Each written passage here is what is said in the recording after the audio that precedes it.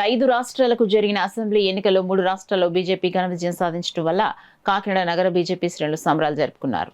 BJP రాష్ట్ర నాయకులు గట్టు సత్యనారాయణ ఆధ్వర్యంలో జరిగిన విజయోత్సవ వేడుకలో పెద్ద సంఖ్యలో పార్టీ శ్రేణులు పాల్గొని భారతీయ జనతా పార్టీ జెండాలు పట్టుకుని భారత్ మాతకి జై, నరేంద్ర మోడీ జిందాబాద్ అంటూ పెద్ద ఎత్తున నినాదాలు చేస్తూ భానుగుడి సెంటర్కు చేరుకున్నారు. అక్కడ పార్టీ శ్రేణులకు గట్టు సత్యనారాయణ స్వీట్స్ తినిపించి శుభాకాంక్షలు తెలిపారు.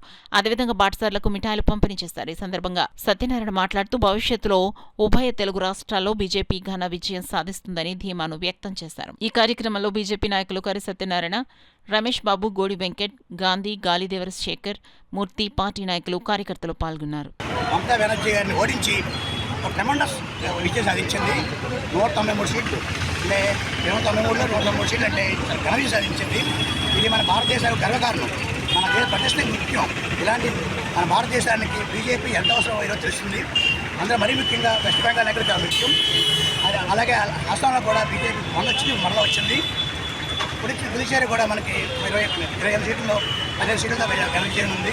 ఇదంతా మనకి మన భారతదేశం యొక్క ఔన్నత అభివృద్ధి మోడీ గారిని చూసి ప్రజలంతా కూడా మోడీ గారిని మన బీజేపీ ఎక్కించుకోవాలని వస్తున్నారు. ఇది చాలా ఘన విజయం. రానున్న కాలంలో మన కాకినాడలో మన ఆంధ్రప్రదేశ్లో కూడా అలాగే తెలంగాణలోను తమిళనాడులో కూడా చాలా వరకు ఎన్డీఏ కూడా వచ్చింది. ఇదంతా కూడా మన దేశ అభివృద్ధికి పునాది.